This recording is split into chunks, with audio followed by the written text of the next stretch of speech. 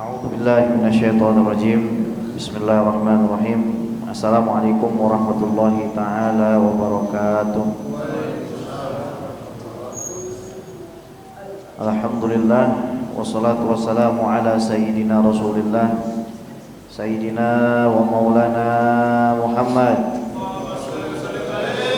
ibni Abdullah wa ala alihi wa sahbihi wa mawalah.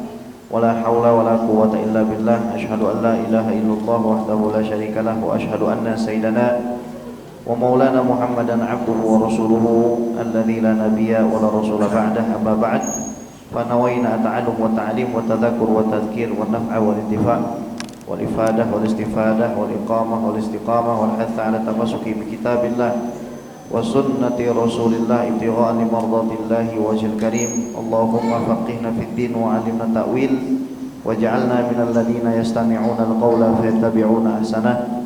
Allahumma arina al-haqqa haqqan warzuqna ittiba'ah wa arina al-batila batila warzuqna ijtinabah wa adkhilna bi rahmatika fi ibadika shalihin. Amin ya rabbal alamin. Bapak Ibu semua, dagingnya udah habis belum? Dagingnya udah pada habis belum? Kalau belum, jangan dijadiin berhala daging. Daging kalau dibiarin di freezer jadi berhala nanti dia. Emang mau disembah tuh daging? Daging disembah apa dimakan, Bu? Tuh, jawab dulu, disembah apa dimakan? Makan. Kalau sampai nggak kemasak, berarti yang salah ibu-ibunya dong. Betul Pak ya?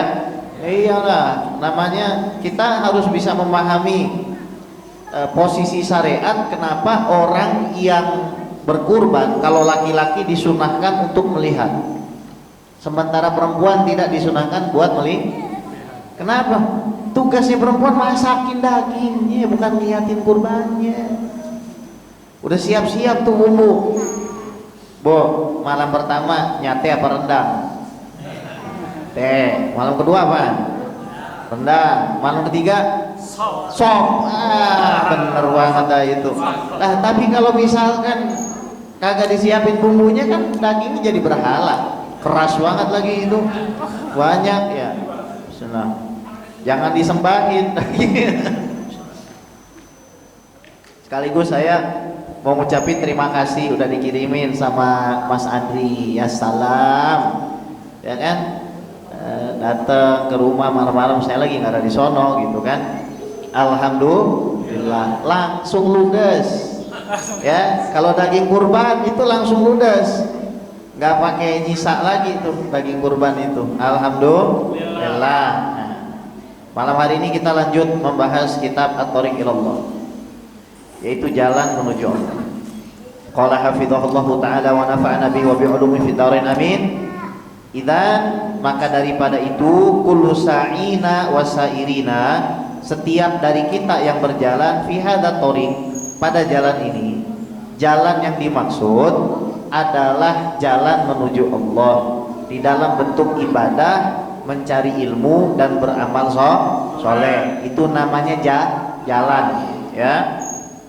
Innama yuridunallaha subhanahu wa ta'ala. Kita jalan punya tujuan, yaitu Allah. Allah huwa maksudul kull. Maka tujuan dari semuanya adalah Allah subhanahu wa ta'ala. Wa anna hadfa hadha tariqi huwa anna ta'allamal adaba ma'allah. Catat, tujuan daripada perjalanan ini kita belajar beradab dan beretika kepada Allah. Wa annal adaba ma'allah innama yakunu. Pasti pada nanya, kalau kita bicara soal rendang, pasti yang ditanya bumbu dan bahannya. Nah, Bib, jalan menuju Allah itu bahan bakunya apa? Dengerin ya. 1. Bitaubah, obat.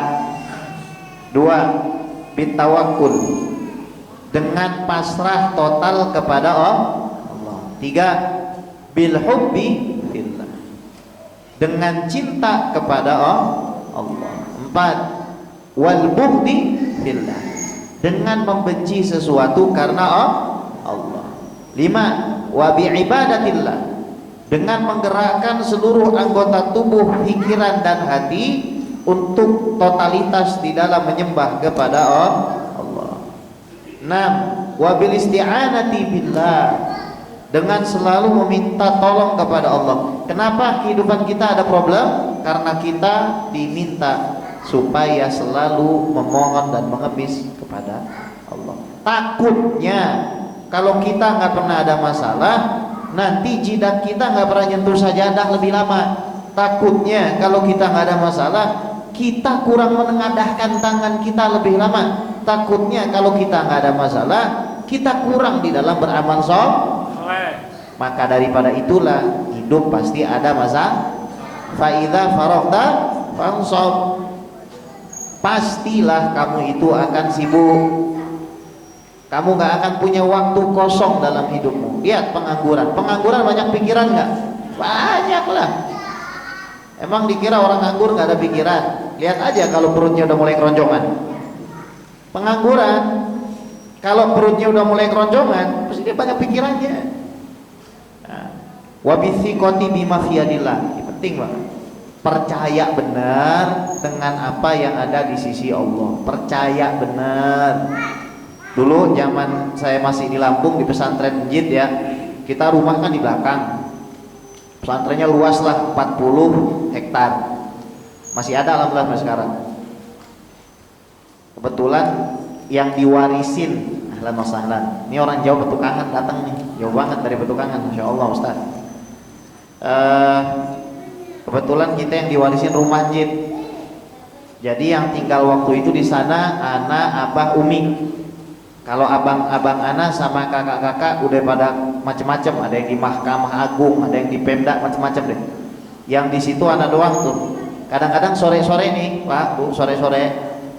Kan sore-sore senja gitu ya. Kita di belakang gitu. Terus ngeliatin.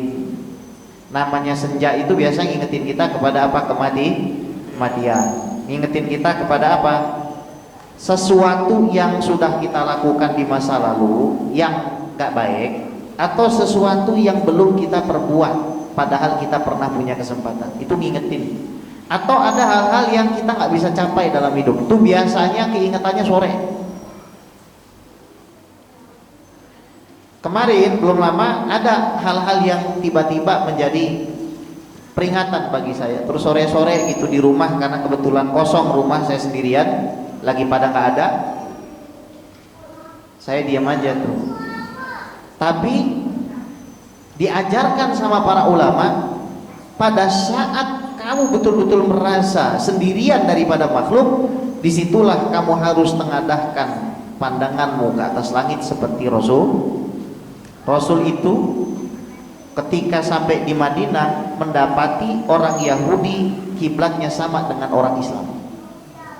Jadi tiap malam itu Rasulullah kerjanya melihat ke atas langit ini. Ini ngajarin kita, kalau kamu lagi down, itu jangan nunduk ke bawah, lihat ke atas. Lihat ke atas, minta sama Allah supaya diturunkan semua daripada kebaikan-kebaikan. Lihatnya jangan ke bawah, jangan nunduk, ke atas. Harap sama Allah.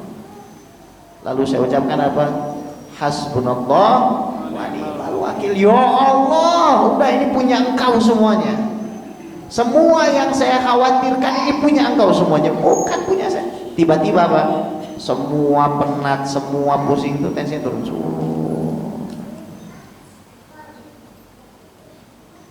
Kalau galak sih emang tabiat ya. Terus saya mah galak-galak aja begitu. Cuman gitu kan. Galaknya yang proporsional. Karena di dalam mendidik juga kita harus ada tegasnya. Walhasil kita harus percaya betul. Pokoknya semua yang sudah Allah tetapkan dalam hidup kita pasti baik. Dan apa yang dijanjikan oleh Allah Subhanahu wa taala sebagai balasan amal soleh Bapak Ibu semua, dari sholat, puasa, zakat, haji, umroh, sedekah, berbuat baik, duduk di majelis ilmu, menyebarkan ilmu, datang jauh-jauh ke majelis-majelis ilmu, itu akan dibalas dengan tidak menzalimi sedikit pun. Allah kalau ngebalas memberikan lebih banyak dari yang kita lakukan. Kalau ngampuni itu juga lebih banyak ampunan yang diberikan daripada lisan kita yang meminta ataupun hati kita yang mengemis pada Allah SWT. pasti dikasihnya lebih banyak. Makanya Allah firmankan wala yadhlimu rabbuka ahad. Nggak ada satupun, Bu, meskipun itu Abu Lahab. Lihat Abu Lahab itu, gara-gara membebaskan Thuwaibah nggak dizolimin sama Allah SWT. Minum setiap hari Senin dari nukrohnya sini. Lihat Abu Lahab. Kita nggak bisa bayangkan, Pak, betapa baiknya Allah SWT. Lihat orang yang maksiat, orang yang menikmati maksiatnya tetap dikasih nikmat nggak sama Allah? Tetap. Iya, tetap dikasih nikmat sama Allah. Coba bayangkan kalau nggak dikasih nikmat maksiat sama Allah, dia tetap ngerasain kan? Allah kasih dia ngerasa, Bu, enaknya korupsi, ngerasain enaknya menghabiskan uang haram, ngerasain enaknya melihat sesuatu yang haram, dibikin ngerasa enak. Padahal ibaratnya kurang ajar sama Allah gitu. Tapi ini Allah lutufnya, Masya Allah. Kadang, Pak, ini yang indahnya ini, Allah tegur kita bukan dari musibah. Kadang Allah tegur kita dengan nikmat. Fulan bikin dosa, fulan bikin dosa, bikin maksiat kepada Allah. Allah tegurnya pakai nikmat. Didatangkan orang untuk memberikan dia nikmat Allah. Entah itu dalam bentuk finansial, entah itu dalam bentuk moral, entah itu dalam bentuk support yang bentuknya macam-macam.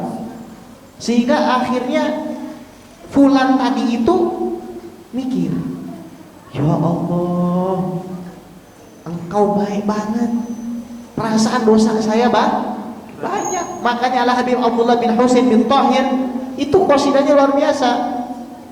Ya Rabbana i'tarafna bi annana tarafna wa annana asrafna ala lagha ashrafna.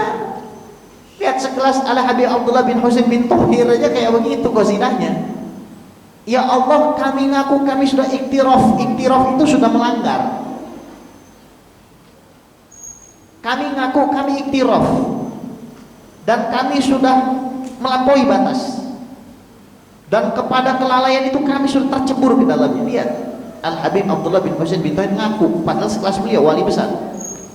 Nah kita ini cara supaya nikmat Allah Subhanahu wa ta'ala diberikan kepada kita adalah dengan cara bertobat ketika kita diberikan nikmat, merasa kita tidak pantas mendapatkan nikmat itu, tapi sekaligus merasa berterima kasih kepada Allah. Nikmatnya ya Allah, kalau ditegurnya model begitu, bukan ditegur kakinya pincang, bukan ditegur dikasih duit. Gimana tuh? Ngerasa ditegur sama Allah dengan cara dikasih nikmat. Mas Andri ini alhamdulillah baru dianugerahkan putra. Semoga dijadikan putra yang soleh dan penyelamat bagi kedua orang tuanya dunia akhirat. Penerus dakwah Ahlus Sunnah wal Jamaah, penerus dakwahnya Habib Kes. Amin, Allahumma amin. Ya, ini nikmat karena ketaatan yang mungkin dilakukan akhirnya sama Allah dikasih. Padahal Pak, biarpun kita kumpulkan emas yang ada di Papua, emas yang ada di benua Amerika, semua kita kumpulkan, orang-orang yang pintar-pintar kita kumpulkan, gak akan bisa membuat satu sayap nyamuk. Coba, bisa nggak? Gak bisa sayap nyamuk dibikin. Menunjukkan apa? Hina sebenarnya dunia itu, kecil sebenarnya dunia itu. Silahkan Anda kumpulkan harta, benda, tahta, jabatan, wanita, Anda kumpulkan aja. Tetap aja kendaraan terakhirnya ambulan. Ada orang dianterin itu pakai mobilnya, mesti pakai ambulan. Ujungnya pakai keranda, nggak ada rodanya. Makanya di sini kita diajarkan untuk pasrah kepada Allah. Ciri orang yang pasrah, kalau dia bikin maksiat, harapannya nggak putus sama Allah. Ini setan ini pinter banget ya. Setan itu cerdas. Jadi kalau ada orang bikin maksiat, dibikin orang itu merasa berdosa banget, sampai akhirnya bukan dia tobat tapi putus nanggung katanya. Nanggung nih. Allah nggak bakal ampuni nih dosa saya. Jadi akhirnya dia irtikab, dia melanggar sesuatu yang lebih gede lagi. Sebenarnya yang benar adalah ketika orang itu bikin dosa, dia menyadari kesalahannya, segera kembali kepada Allah, dikembalikan semuanya kepada Allah. Ilahi las tulil firdausi ana wala aqwa ala naril jahimi fahabli taubatan waghfir dhunubi fa innaka ghafiru dzambil azimi. Langsung kembali kepada Allah. Saya nggak pantas ya Allah dapat nikmat, nggak pantas ditegur ya juga pantas. Saya mau tanya nih sama hadirin, Allah ini banyak kasih nikmat apa teguran? Nikmat lah. Jadi kalau ada orang protes sama keadaannya itu lucu aja gitu. Kadang-kadang nemuin orang protes, kayaknya masalah dia yang paling gede, musibah dia tuh kayak yang paling gede, kayak selain dia itu nggak ada urusan aja gitu. Selain dia kayak nggak ada musibah, nggak ada pikiran. Tapi ingat, kecerdasan seorang itu bisa dilihat dari caranya menyembunyikan musibah. Karena min mafatihil jannah kitmanul masaib.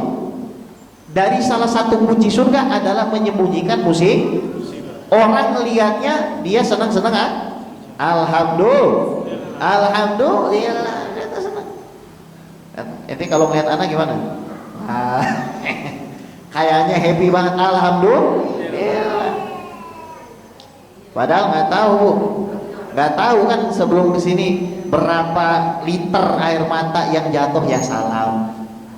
Iya. Di dalam kamar kita masing-masing nggak ada yang tahu. Yang kelihatannya nggak pernah nangis. Mas Andri ini tinggi-tinggi badannya gini, mewek juga dia itu.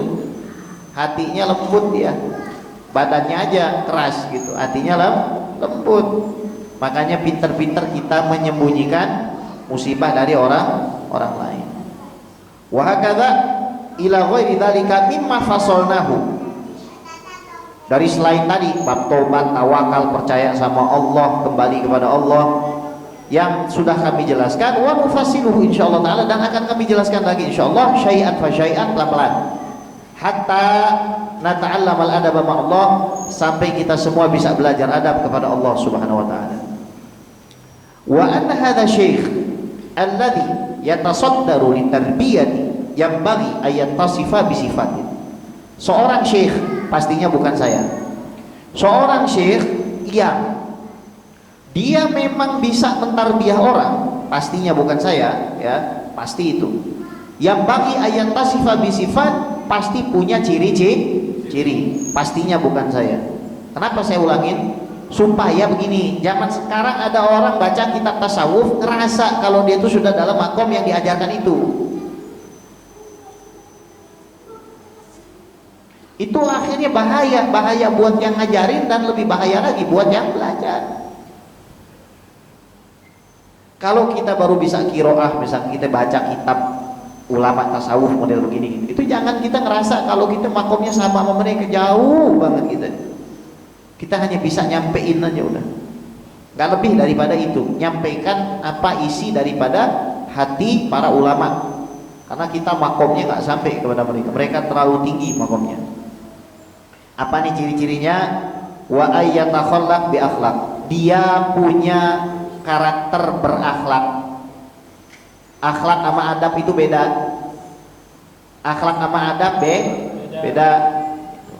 Tapi dua-duanya muaranya satu.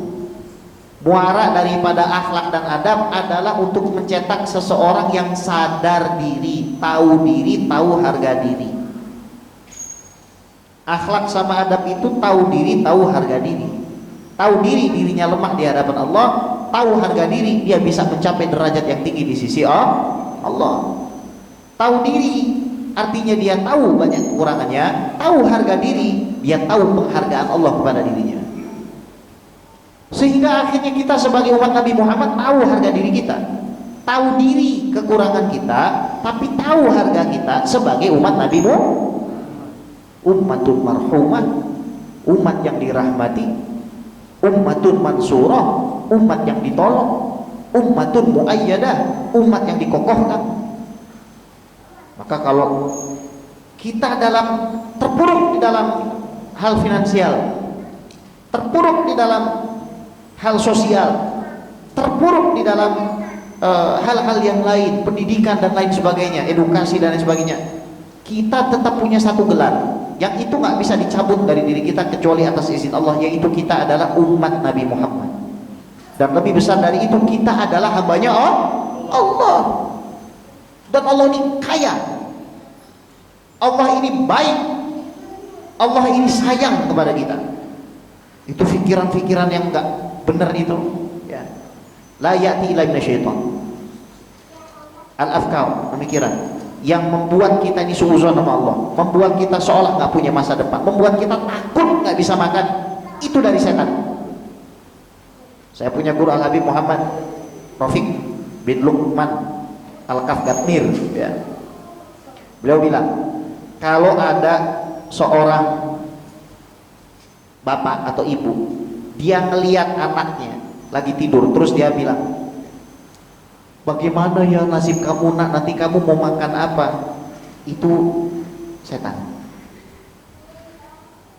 Harusnya dia katakan apa? Tenang nak, kamu tuh ada yang ngurus, bapak akan berjuang dan Allah pasti ngurus kan? Saya punya kawan, dulunya sahabat, sekarang sudah tidak jadi kawan lagi, tapi hati saya selalu mencintainya. Dulunya sahabat saya sangat dekat, tapi sekarang sudah tidak bersahabat lagi, kita pisah jalan. Tapi dalam hati saya selalu mencintainya, selalu merinduinya, selalu mengharapkannya kembali kepada kita. Sahabat saya ini, dia baru punya anak, dia hanya berjualan kitab. Mantan sahabat ya sahabat lah ya, mau dibilang mantannya bisa, ya sedih aja Bu Pak, karena perpisahan jalan di dalam masalah keyakinan, ya. Tapi ala kulli hal ini ceritanya luar biasa. Jadi beliau ini sakit, kemudian anaknya butuh susu, tidak punya uang, sudah berusaha, akhirnya beliau yang juga punya ilmu, yang pintar baca kitab, itu saking tidak kuatnya mengatakan begini, ya Allah, apakah engkau tega membiarkan anakku mati? Ngomong gitu Pak. Ya kalau dijawab sama Allah, mau gua, orang punya gua. Tapi enggak, besoknya ada proyek kitab seharga 120 juta masuk ke dia, langsung nangis tobat dia. Allah ini terlalu baik, teguran-teguran Allah ini terlalu baik. Kalau mau kita rasakan, seandainya orang yang bermaksiat itu mau merasakan saja, pada saat selesai mereka bermaksiat, mereka masih bernafas. Selesai mereka berbuat dosa, mereka masih bisa melihat.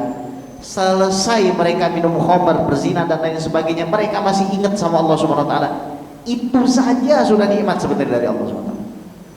Coba kalau setelah lagi bermaksiat itu dicabut nyawanya. Coba kalau pas lagi bermaksiat itu dicabut imannya, dicabut iman, dicabut nyawa. Allah ini, ya Allah, Kau maha baik ya Allah. Betul? Iya, itu keyakinan kita. Allah tuh, kita ini hamba Allah, itu identitas kita. Gak bakalan kita dijadikan yatim. Ibaratnya di dunia ini sendirian gak bakalan. Allah akan datangkan orang untuk menolong kita. Intang surullah ya surkum. Kamu tolong agama Allah, kamu akan ditolong. Kamu tolong agama Allah, kamu pasti ditolong. Udah tolong agama Allah, kenapa kita mesti takut? Bismillahirrahmanirrahim.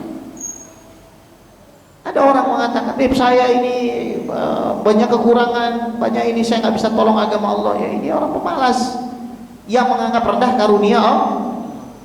Hadirin, banyak jamaah dari Masjid As-Salam ini bantu nendang bantu ngecor daripada pesantren Ahlussunnah wal Jamaah kami. Mungkin nggak nyumbang uang, tapi punya tenaga. Ini kadang-kadang punya uang tidak mau nyumbang, punya tenaga tidak mau datang, punya doa pun nggak mau dia.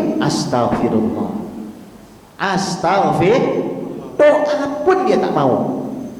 Saya doa, ya Allah lancarkan pembangunan pesantrennya Habib guys, lancarkan pembangunan perluasan Masjid Assalam, lancarkan pembangunan pesantren Fulan, pesantren Alan, pesantren Faltan. Doa. Betul nggak nih? Betul nggak nih? Berarti orang yang dia tidak mau berjuang dengan hartanya, dia tidak mau berjuang dengan tenaganya, dia tidak mau berjuang dengan doanya, ini orang yang syaitan. Syaitan itu artinya apa bu? Ba'uda an rahmatillah. Setan itu maknanya yang jauh dari kasih sayang Allah, dijauhkan dia dari kebaikan itu. Tapi selama kita berada di jalan kebaikan ini, Allah akan datangkan orang untuk membantu kita. Demi Allah, demi Allah, pasti Allah akan datangkan. Sudah banyak itu kejadian-kejadian. Kemarin waktu kami di Mekah, saldo di ATM untuk majelis Mas Andri itu tinggal 20 juta. Padahal tukang satu minggu itu 11 sampai 12 juta. Lagi di Mekah Pak, lihat saldo terus, ya Rob, ini tadi percaya aja sama Allah, ini kan punyamu, aku galau ya Allah betul, karena tanggung jawab dan beban yang kau berikan, tapi ini kan punyamu, ya engkau mau hancurkan silakan, engkau mau bikin silakan. Tidur bu, 1 jam saya bangun, rekening itu berubah jadi 120 juta. Alhamdulillah, ya bukan punya saya. Coba kalau saya bilang ini punya saya, ya nggak nambah-nambah. Saya punya kawan, itu santrinya 1 tahun 1000, bayangin, 1000. Orang Jambi. Wah ini ceritanya panjang. Dulu dia punya gudang di Bandung, eksportir importir. Akhirnya dia bilang sama Beb, semua usaha itu ternyata tidak berarti. Semua usaha itu ternyata nggak bisa mensupport daripada pesantren. Ini pesantren sekarang yang support full Allah Subhanahu. Masya Allah. Dia mau beli kitab gitu kan, ya ini tirakatnya banyak. Doktor dari Sudan, S3 dari Sudan, dapat ilham dari Allah untuk ninggalin ngajar, ditinggal ngajarnya, jadi dosennya ditinggal, semua ditinggal 1 tahun. Tapi ini jangan ditiru, kalau ini mah yang dilihat betul-betul orang soleh di dalam mimpi kita, karena setan kita lihat ini. Jadi dia ngelihat kakeknya di mimpi, terus akhirnya suruh 1 tahun. Rame akhirnya pengajiannya, akhirnya dikasih tanah, dikasih ini macem-macem, sampai dia dapat dana buat beli kitab itu 1 miliar, beli kitab doang. Usahanya untuk eksportir, untuk importir, dia punya gudang bahkan di Bandung. Ternyata nggak jalan. So, kita serahkan semuanya kepada Allah Subhanahu wa ta'ala. Bukan kita tidak berjuang, tetap harus berjuang. Kenapa? Mensyukuri akal, pikiran, tenaga yang kita miliki. Masjid Assalam ini, coba lihat. Coba kalau misalkan perorangan berpikir tentang dirinya sendiri, nggak akan terbangun ini Masjid Assalam. Tapi masing-masing masyarakat yang ada di Kimia Farma ini, semuanya ingin menyembah Allah, semuanya ingin mengabdi kepada Allah, semuanya ingin anak-anak putra putrinya dapat pendidikan agama, semuanya ingin punya wadah, tempat sebagaimana Nabi Muhammad SAW datang ke Madinah, yang pertama kali dibangun adalah masjid. Bisa? Masya Allah. Udah sehat Pak? Alhamdulillah, tambah muda tuh. Iya, biasanya kumisnya ada, sekarang dicukur ini. Ini harus dikasih hadiah ini. Ya. Walhasil. Ini pelajaran ya. Jadi seorang guru yang dimaksud Syekh Murabbi ini, yang bisa menyampaikan kita kepada Allah, pastinya itu amalannya sudah sangat sempurna sekali dibandingkan kita. Jadi nggak mungkin orang-orang seperti saya ini dianggap sebagai murabbi atau syekh, nggak mungkin. Haruslah betul-betul orang-orang yang suci, hatinya bersih ya. Kalau saya ini pengajar aja, guru lah, ustadz aja. Wa tilkal akhlaq innama hiya wirathatul Muhammadiyah an sayyidina Rasulillah sallallahu alaihi wasallam. Akhlak itu dia sambung menyambung sampai kepada Rasulullah sallallahu alaihi wasallam. Haitsu yatasyabbah bi. Mirip. Cirinya seorang murabbi itu mirip. Kalau ngomong mirip Rasulullah. Kalau jalan mirip Rasulullah. Berpakaian mirip Rasulullah. Berbisnis mirip Rasulullah. Ini kadang kita nggak mirip. Kalau saya nggak ngaku, wajar. Saya nggak mirip sama Rasulullah, masih jauh. Maka saya nggak berani ngaku sebagai Syekhul Mursyid. Tapi ada orang yang nggak mirip sama Rasulullah, mengaku sebagai Syekhul Mursyid. Ini musibah di zaman sekarang. Ingkana bituli liha yastaujibuna al-qadha idza kana hadza kadza fattaisu adlun ridha.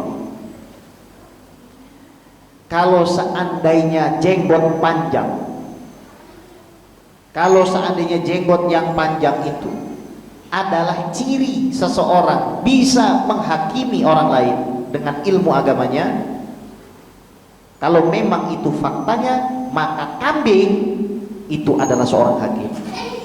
Kambing jenggotnya panjang nggak? Kambing sama Mas Andri jenggotnya panjangan mana? Kambing. Sama bapak no yang baju hijau jenggotnya lumayan panjang, ya. Sama kambing panjangan mana? Bisa diadu, ya kan? Jadi nggak mesti gitu kan. Habib kenapa jenggotnya dicukur? Ini biar lebih panjang lah lagi. Ini lagi pengen dipanjangin lah lagi, biar lebih panjang lah lagi. Karena memanjangkan jenggot itu sunnah. Mencukurnya dalam mazhab Syafi'i itu makruh, tapi kemakruhan tersebut bisa hilang kalau ada alasan kesehatan dan lain sebagainya. Wa hakada wa yatakhallaqu bi akhlaqih, dia bertindak tanduk mirip sama Rasulullah. Wa yuhawilu ayyataghayaha, dia itu berusaha banget supaya bisa begitu. Nah ini Syekhul Mursyid yang benar. Wa ayyaj'ala Rasulullah sallallahu alaihi wasallam uswatahul hasanah, dia menjadi Rasulullah sebagai panutan. Jadi panutannya, mohon maaf, dia punya guru Habib Kiai, tapi tetap yang dijadikan barometer ukurnya Rasulullah. Ini Habib sama Kiai diikuti kenapa? Karena ngikutin Rasul. Bukan kita taklid buta ngikutin Habib, ngikutin Kiai. Catat, kita ngikutin Habib, kita ngikutin Kiai itu bukan gara-gara mereka, bukan gara-gara figurnya, tapi karena kita faham dan para ulama faham mereka yang kita ikuti itu adalah pewaris Rasul. Jadi kayak kita lagi sholat, Allahumma hdina fiman hadait, kita ikutan kunut, emang pada tahu dalilnya? Enggak kan? Tapi kenapa pada doa kunut?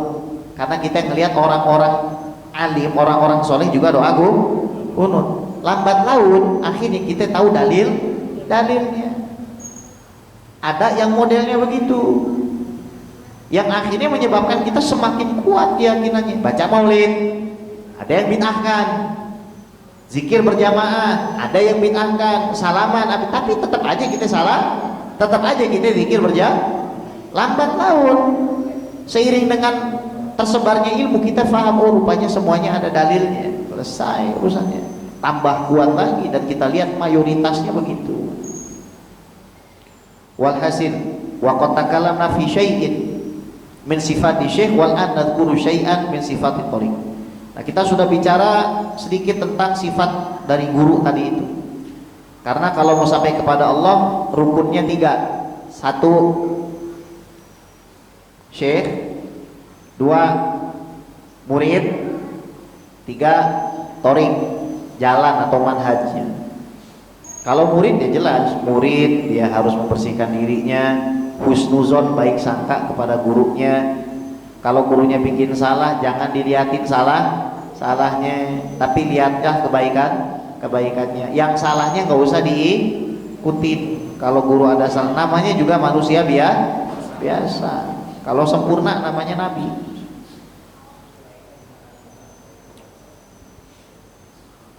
Tapi sejauh mata memandang, sejauh itu pula lah kita mendapatkan pandangan. Semakin baik pandangan kita kepada guru, semakin banyak pula rezeki yang akan kita dapatkan dari Allah. Sebenarnya begitu. Semakin husnuzon kita kepada guru, tentu saja guru yang benar, maka semakin banyak futuhat-futuhat ilahiyah. Allah gampangin kita belajar ilmu agama. Sebab apa? Baik sangka kita kepada guru. Lihat Nabi Adam alaihissalam, bapak kita semua. Saya tanya sama Anda, bapaknya orang Ciledug sama bapaknya orang BSD sama atau beda? Sama. Bapaknya habaib dengan bapaknya non habaib sama atau beda? Sama. Kita bapak kita sama Pak Nabi Adam. Berarti kita saudara nggak? Kita saudara nggak? Saudara, kan? Bapak kita dulu waktu habis dibikin itu, bapak kita ini biar akrab ya, biar akrab sama Nabi Adam gitu. Bapak kita sama-sama bapak kita nih, ayah kita semua, karena kita berasal dari beliau. Ayah kita ini dulu sempat diremehin iblis, disangsikan oleh malaikat. Ngapain bikin dia nih, keturunannya nanti kerjanya membunuh, keturunannya kerjanya bikin rusak. Rupanya kita punya bapak Nabi Adam alaihissalam alim, diajarkan ilmu oleh Allah. Akhirnya malaikat semua diajarkan ilmu oleh Nabi Adam alaihissalam. Habis itu malaikat semua diperintahkan sujud memuliakan Nabi Adam. Nah, yang nggak mau sujud siapa? Iblis. Ini kalau ada YouTube-nya seru nih. Kalau ada YouTube waktu zaman itu, malaikat pada sujud. Episodenya mulai malaikat bilang qalu ataj'alu fiha ma yusidu fiha wa yasfiku dima. Ngapain bikin mereka gitu kan? Seru kan? Seru nggak kalau ngelihat bapak kita punya bapak ngajarin malaikat, tanah ngajarin cahaya. Tanah ada airnya, jadi tanah liat gitu kan, jadi kayak tembikar keras, ditiupkan ruh. Tiba-tiba ngajarin cahaya. Bu, manusia itu kecil, Nabi Adam itu cuma 35 meter 70 hasta, cuma 35 meter 70 hasta, cuma segini doang, 70 gini. Jibril alaihissalam sayapnya 600. Nabi Muhammad minta lihat Jibril, dibuka dua, itu ujung timur sama ujung barat ketutup. Nah, lihat, yang gede kayak begitu disuruh sujud, sama yang kecil gara-gara apa? Dikasih ilmu sama Allah. Jadi kita baik sangka kepada guru kita, kita doa supaya aibnya ditutupin. Itu bagian dari ajaran agama. Supaya apa sih? Supaya kita matanya baik melihat manusia, nggak suuzon sama manusia. Kita bisa husnuzon kepada orang-orang yang bermaksiat, berzina, mencuri. Kenapa kita nggak bisa husnuzon sama orang yang tiap hari mengajarkan agama? Kita disuruh husnuzon bahkan sama anjing sekalipun. Tapi kenapa kita dengan orang-orang yang pakai sarung pergi ke masjid, kita suuzon sama mereka? Wa ma hadza illa ja'a minasyaitan. Tidaklah ini datang kecuali pasti dari setan. Kerjaannya setan membuat kita ini terpecah belah semua. Walhasil ini musibah ya di zaman sekarang. Wa qabla dzalika naqul yajibu alaina an nahfadha hadhil asya' li anna hadhihi al-qawaid allati lakhasu biha haqaiqul. Kita harus menghafal 3 hal ini. Guru, murid, jalan. Guru, murid, jalan. Saya murid, harus punya husnuzon. Saya harus siap untuk belajar. Saya juga harus punya guru. Kata Syekh Muhammad Basim Dahman begini, kalau emang kamu hidup di zaman yang sulit banget ngelihat orang yang kalau kamu lihat bisa kamu ikutin kelakuannya, kamu cari orang yang kamu bisa dengerin omongan. Benar nggak? Kenapa kita undang penceramah sih Pak? Karena kita mau dengerin meskipun tuh penceramah nggak bisa ngelakuin apa yang diomongin, karena itu minimum yang bisa kita dapatkan. Ma la yutraku kullu la yutraku kullu. Yang sebagian kita bisa dapatkan jangan dibuang lagi. semua nggak bisa kita dapat, sebagian jangan dibuang. Ada seorang pengajar itu bermasalah banget. Kalau saya mau buka aibnya dia, habis dah. Karena orang memang bermasalah. Tapi sudah tutup, kita tutup rapat. Dia punya aib. Kenapa? Karena kita berdoa dia dan sudah disaksikan pertobatannya lah sama para ulama. Walhasil kita doakan, saya doakan, ya Allah, ngapain gitu kita senang ngebuka aib orang lah. Wong kalau aib kita dibuka aja kita nggak senang. Anda punya kejelekan, mau dibuka sama orang, Bu? Caranya gimana biar kejelekan Anda tidak dibuka? Jangan buka kejelekan orang. Kadang-kadang ada terselubung begini biasanya. Saya bukannya mau gibah. Ini mukadimah nih. Saya bukannya mau gibah. Ini bukan gibah. Ini adalah saling menasihati. Yang lu nasihatin itu di belakang. Kalau kita mau nasihatin orang, langsung kepada orang. Jangan ngomongin orang itu di belakang. Jadi kalau misalkan kita ngadepin orang, diajarin para guru kita, orang yang jahat sama kita itu, kita kasih kebaikan. Itu insya Allah jadi teguran baik bagi dia, bagi dirinya. Shallu ala Nabi Muhammad. Shallu ala Nabi Muhammad. Wala khasu biha tajribata sa'ina ilallah. Dan para ulama itu mereka memberikan ringkasan tentang tajribah, eksperimen orang-orang yang berjalan menuju Allah. Wa hadhil haqa'iq hiya mulakhasu syar'i syarif. Dan semua ini adalah ringkasan daripada syariat Islam. Haitsu aqadhu lubba ma amara bihi Allah wa rasuluh, karena mereka mengambil intisari dari perintah Allah dan Rasulnya. Contoh, Allah perintahkan kita untuk sholat. Intisari sholat apa? Wa aqimis sholata li dzikri, dan dirikanlah sholat untuk mengingat. Maka diajarkanlah cara mengingat Allah. Gimana caranya mengingat Allah? Sebelum kita sholat harus sudah siap batin kita untuk sholat. Sebelum kita sholat tidak disibukkan dengan syawagil ad-dunyawiyah atau hal-hal yang sifatnya duniawi. Imam Al-Haddad membenci sekali orang-orang yang mau sholat berjamaah terus masih bicara soal dunia. Benci beliau, marah beliau. Mulai keluar dari rumah orang gak ada yang berani tegur Imam Al-Haddad, karena beliau mau menuju Allah Subhanahu wa taala. Inni dzahibun ila rabbi sayahdin, kama qala Ibrahim alaihi salam fil Quran. Aku pergi menuju Tuhanku yang akan memberikan petunjuk. Jadi ketika sudah mau waktu sholat, itu semua harus sudah diletakkan, sudah tidak boleh dipikirkan, serahkan semua kepada Allah Rabbul Alamin. Karena kita baca qulillahumma malikal mulki tu'til mulka man tasya wa tanzi'ul mulka mimman tasya wa tu'izzu man wa tudhillu man biyadikal khair innaka ala kulli syai'in tulijul laila fin nahari wa tulijun nahara fil wa tukhrijul hayya wa tukhrijul mayyita wa tarzuqu man tasya'u bighairi hisab. Itu Allah Subhanahu wa taala. Engkaulah raja ya Allah. Qulillahumma malikal mulki tu'til mulka man tasya. Engkau kasih kerajaan kepada siapa yang kau mau. Wa tanzi'ul mulka mimman tasya. Engkau cabut kuasa dari siapa yang kau mau. Wa tu'izzu man tasya. Engkau muliakan yang kau mau. Wa tudhillu man tasya. Engkau hinakan yang kau mau. Biyadikal khair, pada dirimu ada semua kebaikan. Innaka ala kulli syai'in qadir. Serahkan semua kepada Allah. Lisan boleh menasehati, tubuh boleh bekerja, hati harus kita serahkan mutlak kepada Allah. Usaha boleh dilakukan, upaya boleh dijalankan, hati harus pasrah total kepada Allah. Yang kerja itu tangan, yang kerja itu pikiran, hatinya nggak bekerja, hatinya berpasrah. Jangan dibalik.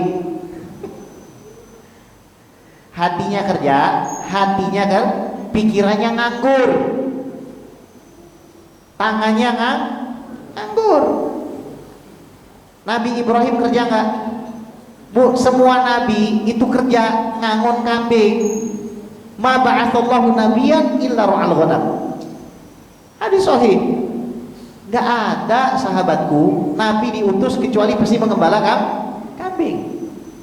Wa anta ya Rasulullah, wa ana, saya juga gembala kan. Inni kuntu ar'a ghanaman liqararin ahli Makkah. Saya dulu ya sebelum kayak begini itu kerjanya ngangonin kambing orang-orang Makkah, dapat seperak dua perak. Shallu ala Nabi Muhammad. Masya Allah Nabi Muhammad, Masya Allah Nabi Muhammad. Ini Nabi Muhammad kita, cintaan kita aja beker, maka kita harus rajin bekerjanya. Ikutin Nabi Muhammad. Kira-kira Nabi Muhammad banyak tidur atau banyak kerja? Berarti kalau kita banyak tidurnya, kita nggak ngikutin Nabi, selesai. Kira-kira Nabi Muhammad banyak berfikirnya atau banyak ngelamunnya? Fikirnya. Nabi Muhammad apa? Nabi ngelamun. Aduh, saknore umatku re. Umatku nih kayak apa ya? Itu kalau Nabi Muhammad orang Surabaya. Ya. Kalau orang Betawi kan sedah, yang banget gua nih. Ya kan begitu. Nggak mungkin Nabi Muhammad begitu. Kerja kan? Kerja. Cari uang? Iya. Ngatur strategi? Betul. Tapi hatinya hasbunallah wa ni'mal wakil, ni'mal maula wa ni'man nasir, wala haula wala quwwata illa billahil aliyil azim. Nah, baik. Bentar lagi ya. Nah, sekarang waktunya kita tanya jawab. Ada waktu 1 menit ya, insya Allah. 2 menit. Silakan. Bu. Udah azan? Cik. Assalamualaikum warahmatullahi wabarakatuh. Waalaikumsalam. Ya, saya tadi agak kurang paham kayaknya. Mungkin cuma saya aja nih. Tentang Allah menyayangi kita apa menegur kita kalau kita misalkan dapat rezeki lebih, misalkan nggak biasa dapat uang atau dapat apa aja dah. Itu membedakan antara Allah kasih sayangnya atau itu teguran, Bib. Ya, baik, terima kasih. Iya, kadang-kadang kita juga suka bingung nih. Kadang-kadang kita juga suka bingung ini teguran atau apa. Sebenarnya begini, paling aman kita main aman ya. Ada 2 mazhab. Kalau nyentuh perempuan yang satu batal, yang satu lagi nggak batal. Aman yang mana? Yang mengatakan batal. Nah ini mau ngambil aman, jangan kesenangan. Anggap aja ini sebagai teguran dari kita. Teguran dari Allah kepada kita. Aman kita pakai begitu. Ya Allah nikmatnya Pak.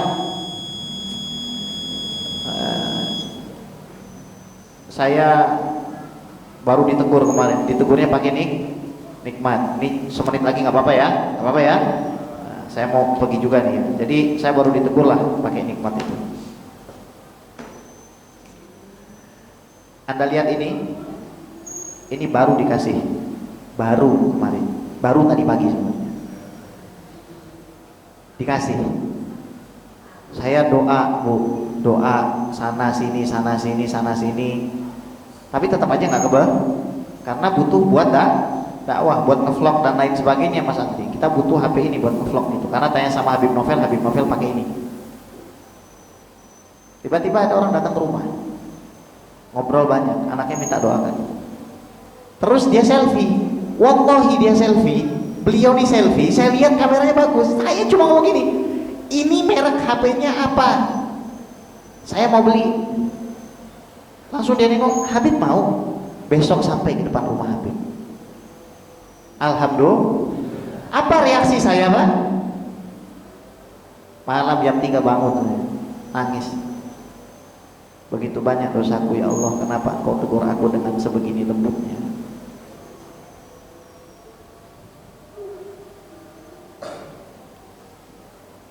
Serem gak? Kita dikasih nikmat kayak begini, padahal ibadah kita gak 1000 rakaat. Serem gak? Kita dikasih kayak begini, ini sepele dibandingkan mata yang masih bisa ngeliat. Ini sepele, barang sepele. Wong cuma 20 juta kok. Mata 20 juta dapat nggak Bu? Baik bener Pak, nangis ya. Aku semalam nangis Pak jam 3 itu. Malu karena kita nggak pantas, sangat saya tidak pantas diberikan seperti ini oleh Allah SWT. Cuma di tengah ketidakpantasan itu saya sadar berarti ini harus digunakan untuk berdakwah. Tunggu, Habib Guys makan. Ya salah. Iya, vlog Habib Guys makan itu akan segera tayang ya. Nanti kita review makanan-makanan di Ciledug ini. Ya, sudah. Semoga bapak-bapak semua sehat, ibu sehat, banyak uangnya, sehat badannya, dan kita semua husnul khotimah. Berjumpa lagi bersama Rasulullah SAW. Kurang lebihnya saya mohon maaf. Kita tutup dengan doa kafaratul majlis. Subhanakallahumma bihamdika asyhadu an la ilaha illa anta astaghfiruka wa atubu ilaik. Assalamualaikum warahmatullahi wabarakatuh.